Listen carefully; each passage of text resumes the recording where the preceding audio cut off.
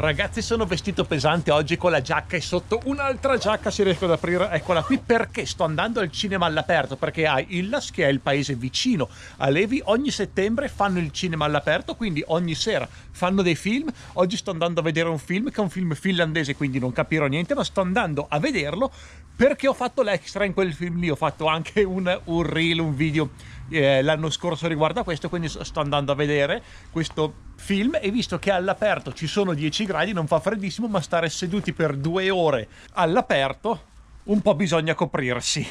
Ok, sono arrivato, siamo in mezzo alla foresta, lì è dove hanno messo lo schermo, qui dietro a me ci sono i bagni, lì c'è un baretto, ci siamo! Qui giustamente c'è qualcosa da mettersi sotto il culo, vedete, perché fa freddo, il culo al freddo, no, non fa bene, non te lo godi il film.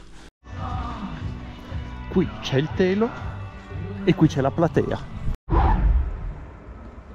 On se hullu. Kohta vilkkuu ja välkkyy yötä päivää. Ja joka